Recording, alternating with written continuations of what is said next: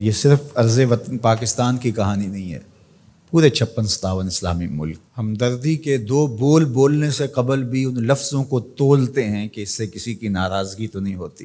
جب مسلمان اتنا بزدل ہو جائے گا، اتنا کمزور ہو جائے گا، تو پھر اللہ کو ایسے لوگوں کی کوئی ضرورت نہیں ہے۔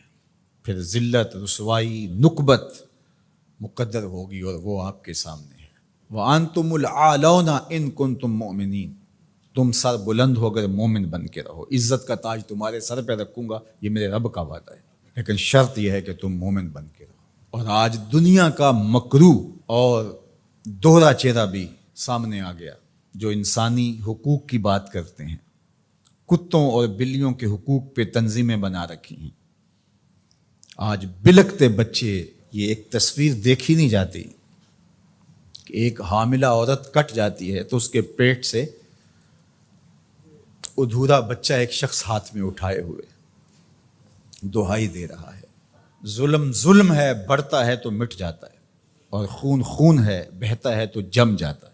کاش کہ آج ہمارے آیان سلطنت کچھ سوچیں کہ ہم نے اللہ کے حضور پیش ہونا ہے۔ اس وقت سب سے اہم کردار اگر کوئی شخص ادا کر سکتا ہے تو وہ سعودی ولی عہد محمد بن سلیمان ہے، کہ جس کی آواز پر پوری امت جمع ہو سکتی ہے۔ اس وقت کفر متحد ہے، اس وقت پورے یہودی دنیا کے اسرائیل میں جمع ہو رہے ہیں مسلمانوں کے خون کا تماشا دیکھنے کے لیے، اور 56-57 اسلامی ملک ان کو پرواہ ہی نہیں ہے۔ اس وقت کیا کیفیت ہوتی ہے جب ان کے بچے آواز دیتے ہیں، این انتم یا جنود المسلمین، اے مسلمانوں کے لشکروں کہاں ہو تم؟ کس طرح ان کو جواب دیں؟ ایک بیٹی نے آواز دی تھی، صرف ایک بیٹی نے، ناہید نام تھا اس کا، اور بدترین حکمران دنیا اسے مانتی حجاج بن یوسف کو۔ ایسے جمعے کا خطبہ دے رہا تھا تو محراب کے پیچھے سے آوازیں بلند ہوئیں، تو اس نے پوچھا کیا ہوا؟